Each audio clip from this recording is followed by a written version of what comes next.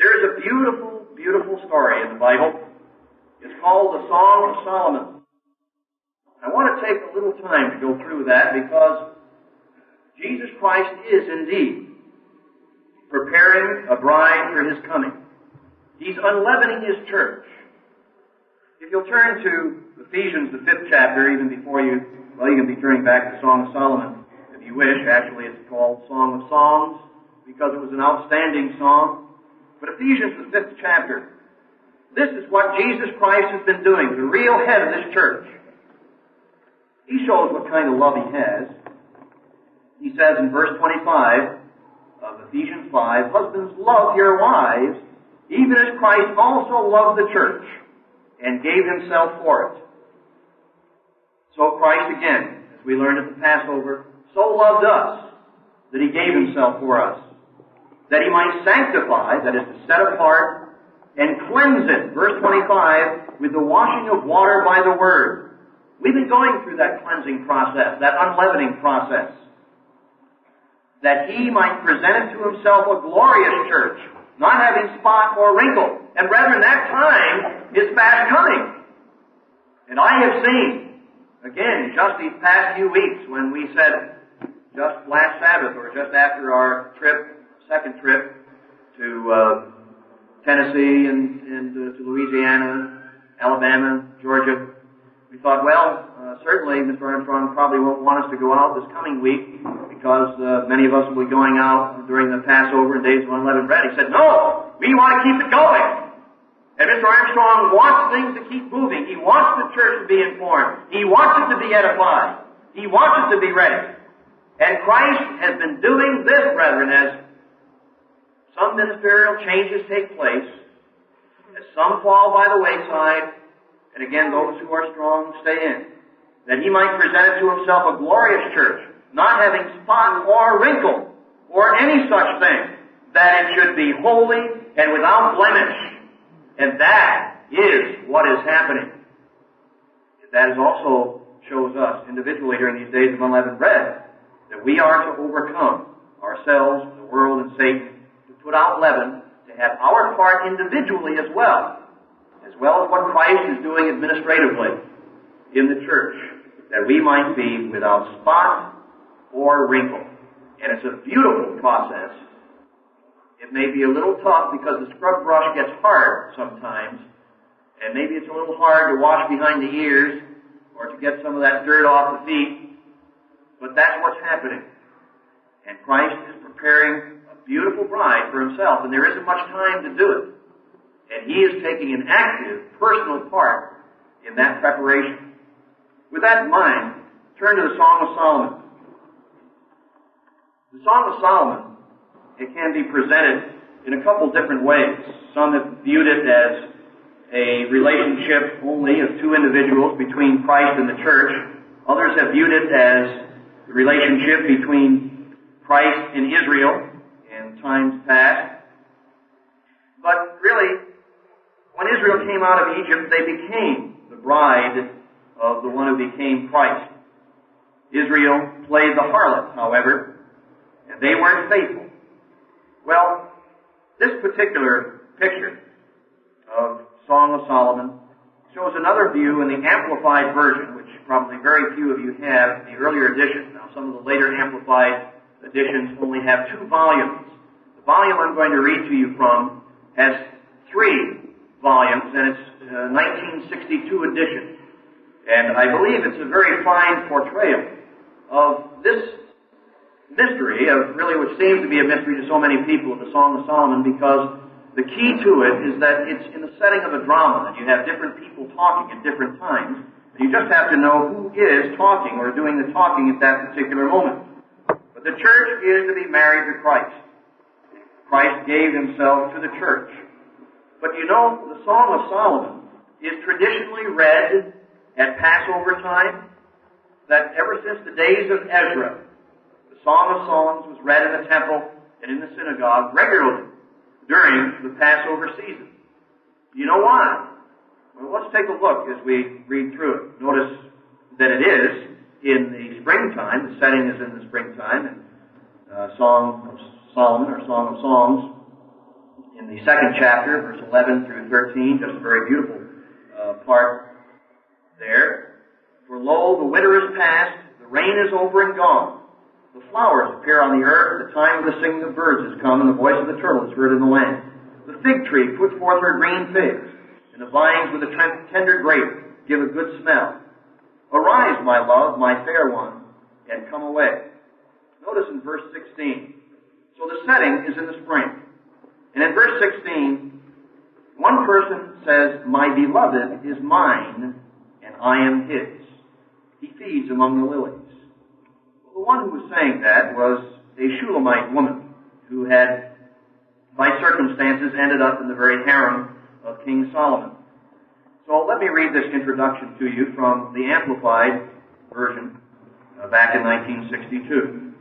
Among the multitudes who read the Bible, there is comparatively few who have a clear understanding of the Song of Solomon. Some have thought it a collection of songs, but it is more generally understood to be a sort of drama, positive interpretation of which is impossible because the identity of the speakers and the length of the speeches are not disclosed. There are two partial solutions to this puzzling problem. One provides for two principal characters. The other, which is here chosen, finds in the story three principal characters, the shepherd representing Christ. So you can see why it was read even though the Jews wouldn't have really understood it, they did understand it as a relationship of the eternal to Israel. That the shepherd represents Christ, the Shulamite representing the individual Christian, or of course, as other versions would, the church in general. And King Solomon, a third individual, representing the Word. And so we find throughout this, brethren, just as I read to you, points of how to overcome the world. A story that shows the love of Christ towards the individual Christian and the church. That same love responding back to Christ. And in the midst of it all, a temptation of the world. And the beautiful picture of the Shulamite or the Christian resisting worldliness. It is believed that Solomon, realizing that his worldliness was leading the people away from God, sought to make amends by warning them through this story. And it really is a warning. Those faithful to God are identified with the Shulamite, true to her unseen lover, while most of the people, like the women in the harem, are absorbed with the splendor of the earthly king. Only Solomon could have dared thus picture himself as a spiritual detriment to his people. As is true in our Lord's parable of the prodigal son, there is not even a hint in the immediate text of this book of its spiritual significance. Yet Jesus himself said, read the Old Testament scriptures, for they testify of him, and nowhere is that more obvious than in this precious book. To keep the spiritual identity of the shepherd in constant view, we'll go ahead and read through parts of this story in the time I have left, which may be 20 minutes or half an hour. And if some of you are tired and want to get up and leave, stretch, that's all right too. I'll understand. But most of you seem to be awake. The Song of Solomon seems to have a certain appeal to individuals. The Song of Songs, the most excellent of them all, which is Solomon's. Comment. This is not, you don't need to read this, this is a comment. Wealth is an insatiable master. The man who possesses it must needs feel the sting of its lash as it urges him forth the never-ending search for something more, something that will add to his own store and cause it to surpass that of others. For years, this exacting force had held King Solomon in its power and had given him no peace. He built cities and vineyards and gardens and orchards in which he planted all kinds of fruits. He had constructed unexcelled reservoirs and palaces. He had secured hosts of servants, men singers, women singers, rare musical instruments of all sorts, great possessions of large and small cattle, above all that were in Jerusalem before him. He had filled his storehouses with gold and silver, with all the peculiar treasures of kings and provinces. In response to the demands of his ambition, he had also turned his back on God's law, the law of Moses, Deuteronomy 17:17, and sought far and near to those whose feminine charms, graced the courts of other lands, bringing them to his harem. They were a collection, as he himself said, of virgins without number, chapter 6 and verse 8. Occasionally, you need to understand Solomon's procedure, occasionally he came from his own sumptuous apartments where all of the vessels were of pure gold, and selected a favorite from among those many to return with him and keep him company. and happy and much to be envied was the woman upon whom his favor fell. To win it was the chief aspiration of each of his queens and concubines and maidens. So here Solomon comes in his portable throne, and it was the anticipation of an impending visit from their Lord Solomon that had aroused the harem ladies here in chapter 1 from their lethargy upon this particular day. In each heart there burned the hope that her hour of triumph had come. Maybe that's hard for you women to see, but, if that's your whole purpose in life, to be a virgin in Solomon's harem, then, it's a status symbol to have the king choose you to go with him. One young woman is frankly proclaiming her desire to be selected by the king with all this wealth and with all this background. And so she says, in verse 2, the Song of Songs, which is Solomon's, here's a woman in the harem speaking, and she says, "Let him kiss me with the kisses of his mouth, for your love is better than wine." She continues, "The odor of your ointments is fragrant. Your name is like perfume poured out. Therefore do the maidens love you." But now before verse 4, Solomon is about to make his choice. And there's an excitement and a chorus of voices crying. And so one says, "Draw me." And of course several others say, "Here I am, draw me." King Solomon, you great big hunk of man, you. Then as he selects one and is leaving the room, the others cry, "Well, we will run after you too." But the one chosen answers and says, "The king, the one who has drawn me, the king brings me into his apartments." And the other women reply, addressing Solomon, "We will be glad and rejoice in you. We will recall other occasions when we were favored with your love, more fragrant than wine. The upright are not offended at your choice, but sincerely love you." And then suddenly, as we come to verse 5, in the midst of this elegantly arrayed women, there was ushered a sunburned country girl, the Shulamite. For a new face to appear in the harem was no novelty, but usually it was that of a foreign princess. This, however, was a maiden of humble origin from Shulam. That's why she's called a Shulamite, because she's from Shulam, a palace nearby, or a place nearby, rather. She was conscious at once of the contrast between her own appearance and those of her, about her, and with downcast eyes she says, "I am so black, but you are lovely and pleasant," the ladies assured her. "O you daughters of Jerusalem," exclaimed the stranger, "I am so dark as the ugly tents of the Bedouin tribe of Kedar." "Oh no," they insisted, "you are more like the beautiful curtains of Solomon." Verse 6, but the embarrassed Shulamite was not susceptible to their flattery. "Please do not look on me," she said, "for I am swarthy. I have worked out in the sun, and it has left its mark on me.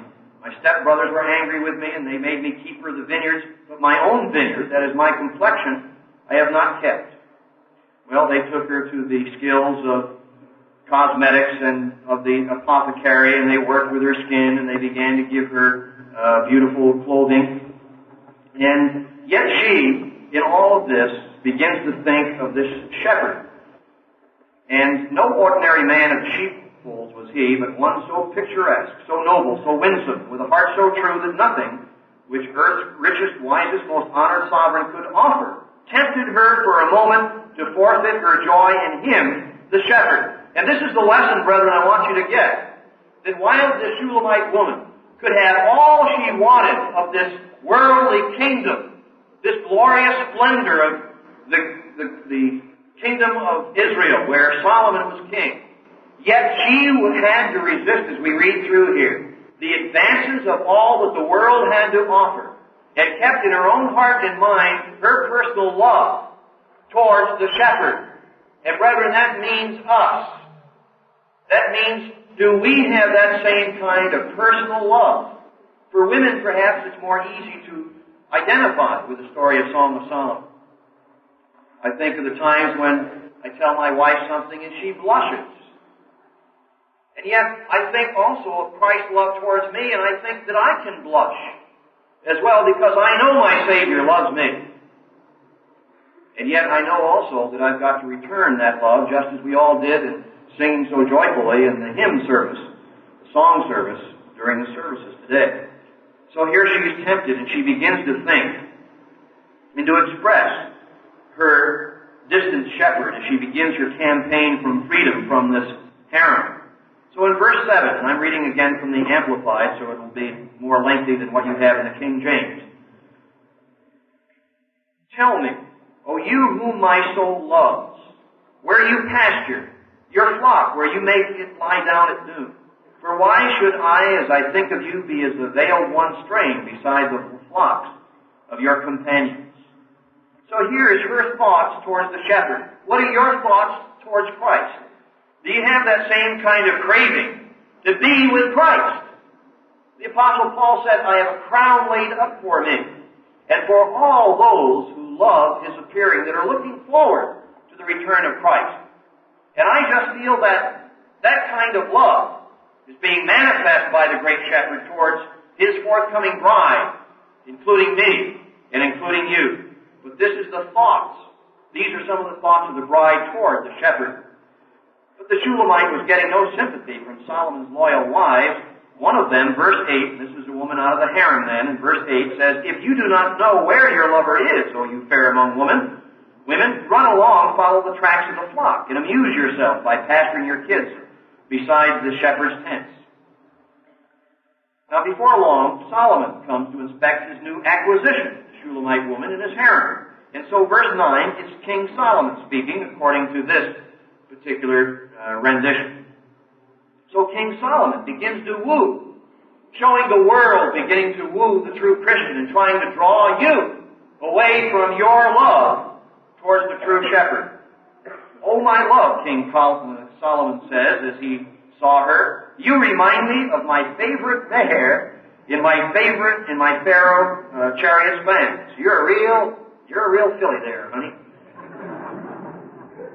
Your cheeks are comely with ornaments, your neck with strings of jewels. We will make you chains and ornaments of gold studded with silver. But verse 12, the Shulamite woman really wants to gain her freedom. And so she resists the advances of Solomon. She says in verse 12, while the king sits at his table, she said, my spikenard, meaning my absent lover, the fragrant ointment, which means spikenard, sends forth his fragrance over me. So while the world is trying to draw me out, Christ's love, His fragrance, is towards me. And I can sense that beautiful ointment, that beautiful fragrance. My beloved shepherd, verse 13, is to me like a scent bag of myrrh that lies in my bosom. A real close relationship. My beloved, verse 14, my beloved shepherd is to me a cluster of henna flowers in the vineyards of En-gedi, famed for its fragrant shrubs. But King Solomon ignores the girl's speech, and he continues his suit. Verse 15, King Solomon says, behold, you are beautiful, my love. Behold, you are beautiful. You have dove's eyes. And you know, that's the way it is. The world looks at what the church has, and it says, oh, you have such wonderful children. And oh, you're not such nice neighbors. But they don't like your religion. They say, oh, you're beautiful, but we don't like your religion. Well, anyway, the determined girl was quite as capable of ignoring speeches as was Solomon. And as if she had not been interrupted, she seized upon his own words and addresses them to her absent lover. She cries, verse 16, the Shulamite says, behold, you are my beautiful, my beloved shepherd. Yes, delightful. The home which you are preparing for us appeals to me more than any other. Our arbor and our couch are green and leafy. The beams of our house are cedars, and our rafters and panels are cypress pines. So here she's ignoring the advances of Solomon, and she says, well, I'm only a little rose or an autumn crocus in chapter 2 and verse 1. And Solomon keeps his pursuit up.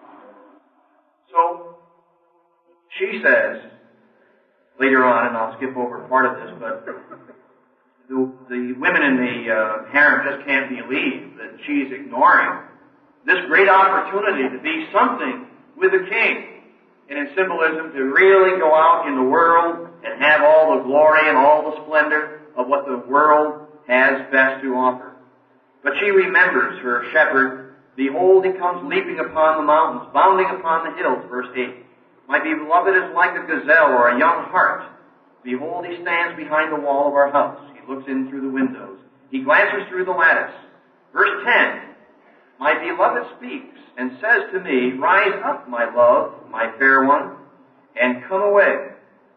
So, here, as verse 10 brings out, is that tuning in to what Christ is saying. Now, chapter 10 of John, verse 27, Jesus said, My sheep hear my voice. Very similar to what we read earlier in 1 John 4, in which John the Apostle was saying, Hereby we do know that he that is of the truth, or he that is of error, he that hears my voice. And so, here's one of those tests.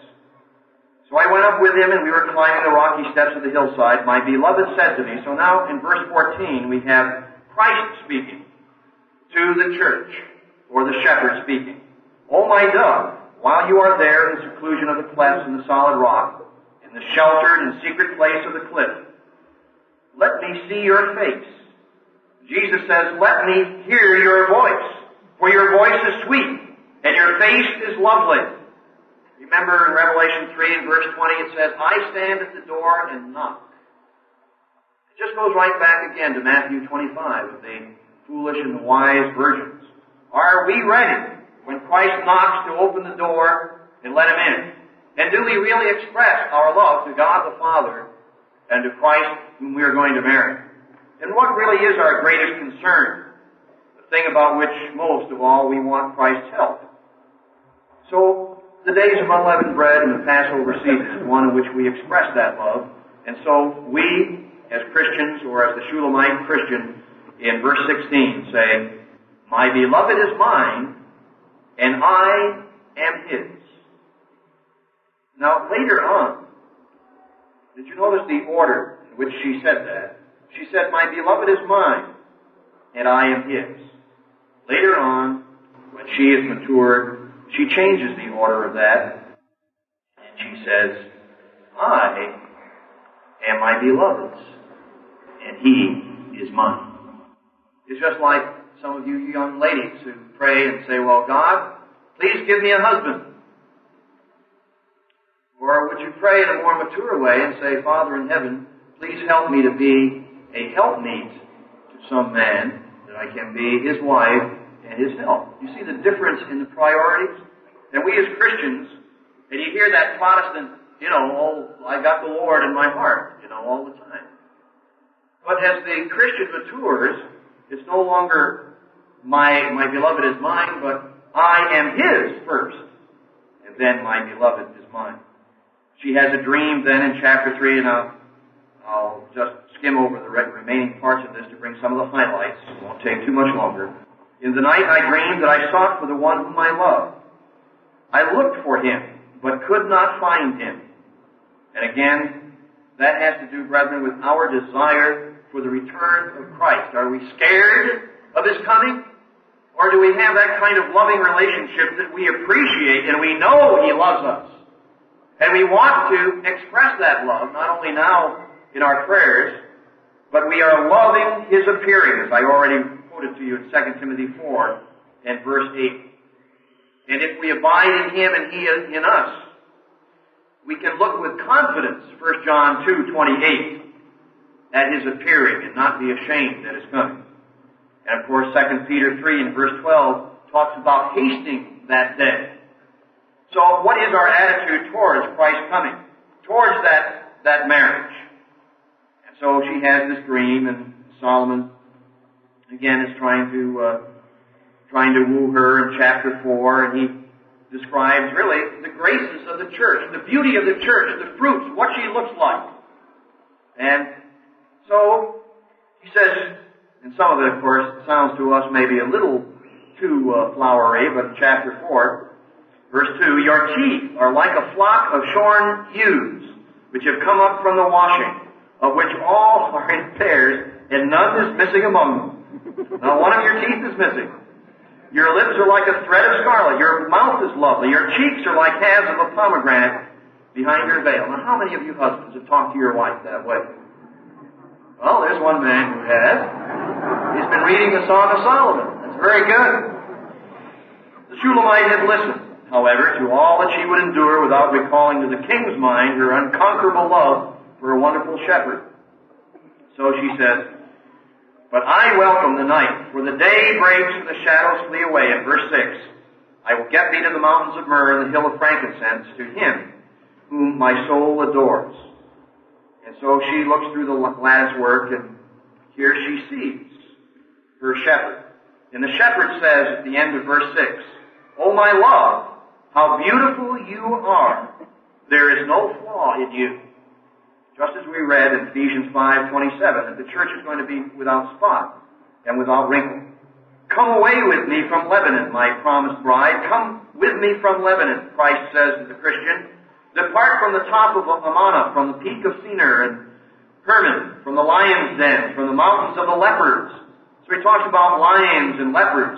And all you have to do is, of course, turn to 2 Corinthians, the 11th chapter, verses 2 and 3, and about false ministers and false prophets, and how Paul says, I'm jealous over you with a godly jealousy.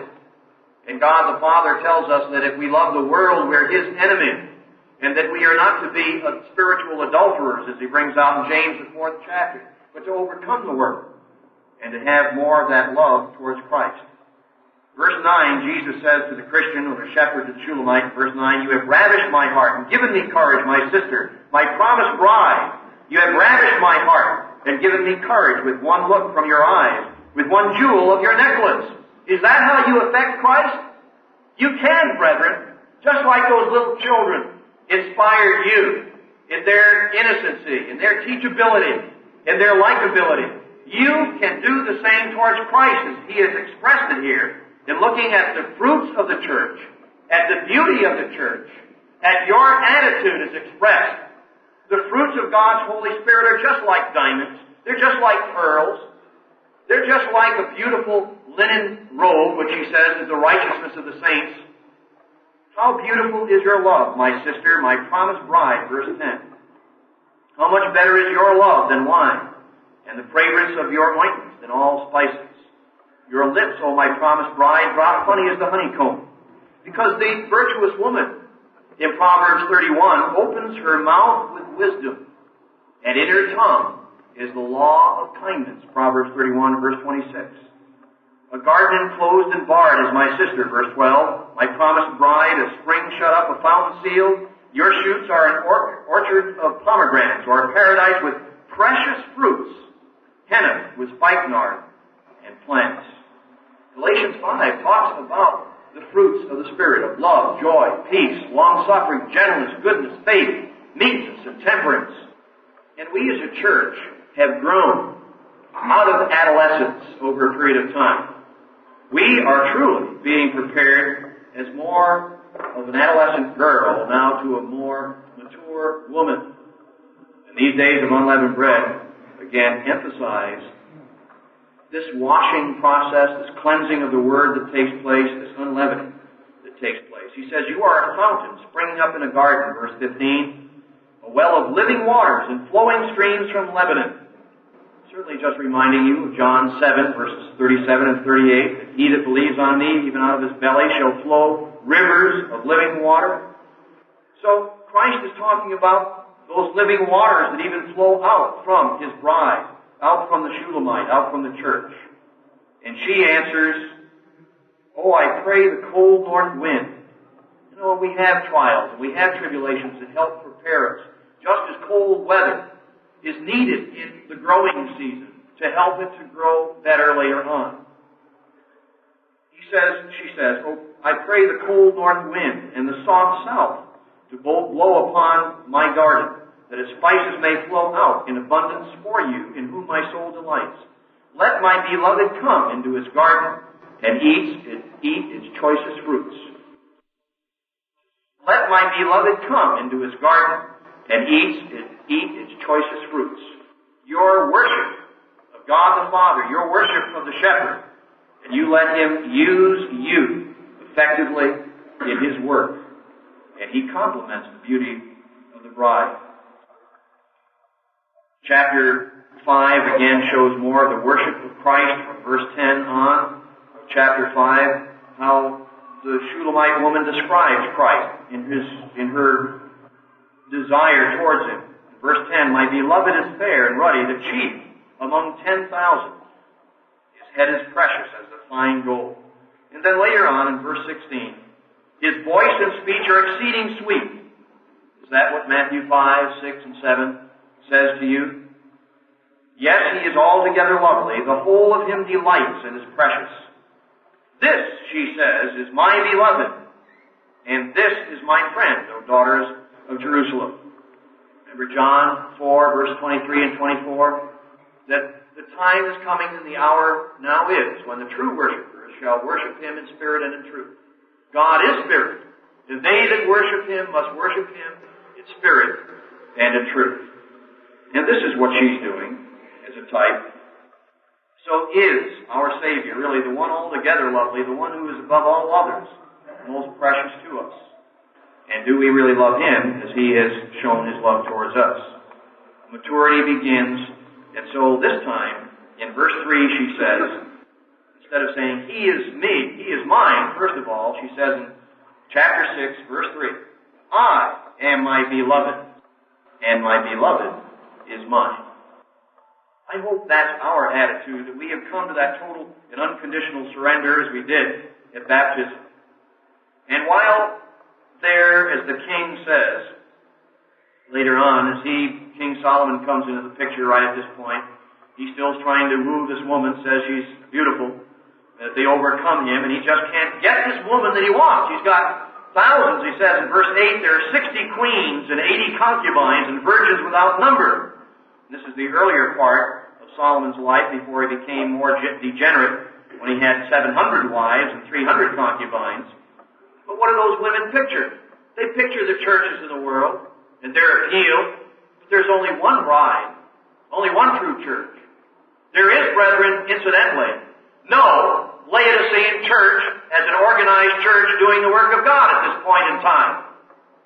If you haven't understood that, then you need to understand it. Review Mr. Armstrong's articles in November and in December when he asked the question, how many groups does God work through at one time? How many churches are there? Now, there is coming a time when there will be a Laodicean church, which will be the visible representation when the woman is taken into the wilderness. What will remain will be individuals who will be the Laodicean church, who will be doing the work of God, but their kind of work is through death, through torture, through witnessing that what this church is doing now really was the work of Elijah, really was the bride of Christ, really was God's true work. And it's only through witnessing that way and through death that the Laodicean church will be doing its work. But Laodicean attitudes exist now, but the era does not exist yet as an organized church. And anyone then who is not a part of God's true church doing the work at this time is in danger. But we, as the bride of Christ, warnings and admonitions and the teachings we've heard today, hopefully will keep us unleavened, will help us to become spotless and without wrinkle, and that we will reject the influences of what all the world has to offer. Chapter 7 again gives more of the beauty of the church. It talks about the queenly maiden and her round. Verse 10, 15 say, how beautiful are the feet of them that preach the gospel. It even talked about, well, it does here in verse 2, your body is like a round goblet, in which no mixed wine is wanting. Your abdomen is like a heap of wheat set upon with lilies. You know what it tells us in Ephesians 6? To gird up our loins, to include our abdomen, with what? Gird up your loins with truth. And so if we have that truth girding us about, we're going to be beautiful, just as she was. And so the description of the beauty and the charms and the fruits of the woman continue. And then, of course, later on, she is released. Her hour comes, in verse 11, when she is released. And so she sent a word to her wonderful shepherd that she was free to marry him. And she says, come, my beloved, let us go forth into the field. Let us lodge in the villages. And she's ready to go all the way with Christ. And of course, that's what Luke 14:33 was all about. Chapter 8 really has to do with the coming of Christ and the marriage that does take place. And the shepherd says, under the apple tree, verse 5, I awakened you. There your mother gave you birth. There she was in travail and bore you. You know, I just think about the times when, well, my wife said yesterday she was smiling. And I said, why are you smiling? And she says, because of you. I thought that was really, heartwarming. It was really beautiful. So I started singing to her. Because of you, there's a song in my heart. Anyway, I don't know if she appreciated my singing to her. But I appreciated, that smile that she gave towards me. And I hadn't said anything, there she was, smiling at me. And obviously she was thinking nice thoughts about me. And that's the same way we should be, towards Christ. And so, in verse 8, verse 7, he says, many waters cannot quench love, neither can floods drown it. Nothing, the influence of what all the world has to offer, even King Solomon, all his glory and splendor of his worldly palace, of all the jewels he could shower upon her and beautiful perfumes, and give her all the beautiful clothes and gowns that she would want and desire. No, that couldn't influence the Shulamite woman from her shepherd. If a man would offer all the goods of his house for love, he would be utterly scorned and despised. When I was a little girl, you said, we have a little sister, and she has no breasts. What shall we do for our sister on the day when she is spoken for in marriage? If she is a wall that is discreet and womanly, we will build upon her a turret that is a dowry of silver. But if she is a bed that is a door rather bold and flirtatious, we will enclose her with boards of cedar. We're going to keep her up so she won't get in trouble. Well, now I am a wall with battlements, my breast like the towers of it. So now she's grown from a little girl to a mature woman, just like God's church has over these past several years. Then was I in the king's eyes as one to be respected and to be allowed to find peace. Verse 11, Solomon had a vineyard at Baal-Hamon. He let out the vineyard to keepers, every one for the fruit of it was to bring 1,000 pieces of silver. You, O absent Solomon, can have your 1,000, and those who tend the fruit of it 200. But my vineyard, which is mine, says the Shulamite woman, with all its radiant joy, is before me. Then verse 13, the bridegroom, so long in the background, said to his bride, O you who dwell in the gardens, your companions have been listening to your voice. Now cause me to hear it. It's just like Jesus said, or actually it said in Revelation 19th chapter in verse 5, and a voice came forth from the throne, saying, Give praise to our God, all you his servants, and you who fear him, both small and great. Verse 7 of Revelation 19, Let us rejoice and be exceeding glad, and let us give the glory unto him, for the marriage of the Lamb is come, and his wife has made herself ready. And that's what we're doing during these days of Unleavened Bread. That's what's been taking place over the last several months, when Christ has been getting the church back on the track. And it has been given unto her that she should array herself in fine linen, Revelation 19, verses 7 through 9, bright and pure, for the fine linen is the righteous acts of the saints. And he said to me, Right blessed, happy, fortunate, to be envied are they who are bidden to the marriage supper of the Lamb. And he said, These words are the true words of God. And then finally in verse 14, comment, Joyfully the radiant bride turned to him, the one altogether lovely, the chief among 10,000 to her soul, with unconcealed eagerness to begin her life of sweet and intimate companionship with him. She answered, Make haste, my beloved, and come quickly like a gazelle or a young hart, and take me to our waiting home upon the mountains of spices. It's a beautiful attitude that the Shulamite woman had, who could have had all that the world has to offer, who could have been the richest woman in the world, who could have had all the splendor and the glory of King Solomon and that kingdom. But she rejected the influences of the world. She overcame the world and was loyal to her shepherd and her lover.